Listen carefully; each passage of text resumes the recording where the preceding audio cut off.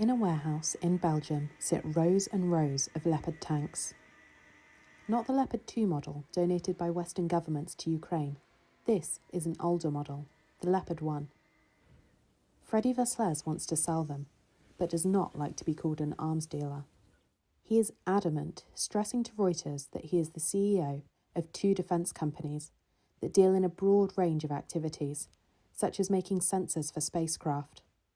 But buying and selling weapons is part of his business too. Yes, we bought this approximately 8 years ago in the market.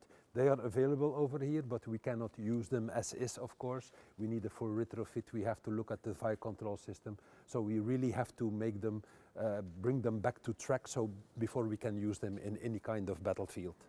It's these tanks that have brought him into the spotlight, as he is engaged in a public battle with the Belgian government over the possibility of sending them to Ukraine.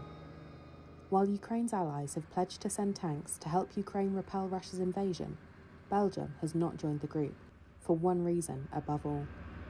It doesn't have any tanks left. It sold the last 50 it had to Versluys' company more than 5 years ago. And Belgian Defence Minister Ludovine de Donde is reluctant to buy them back. These tanks were sold for a price of 10,000 to 15,000 euros each, as they were no longer working. Nothing prevents us from buying them back, but they are not operational. And we're not going to buy them back at unreasonable prices either. And at the moment, there are Belgian companies that make a margin that is unreasonable. If Belgium does not buy back the tanks, Versluys says another country could purchase them for Kiev. Versluys said he had held discussions with several European governments about that option. There are governments which we have, let's say, currently in discussion.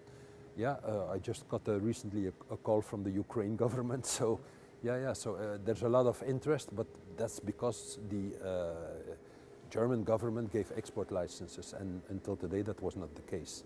But there's also the UK government, we're talking to the Swedish government, so there's a lot of governments interested, but we'll have to see what happens now.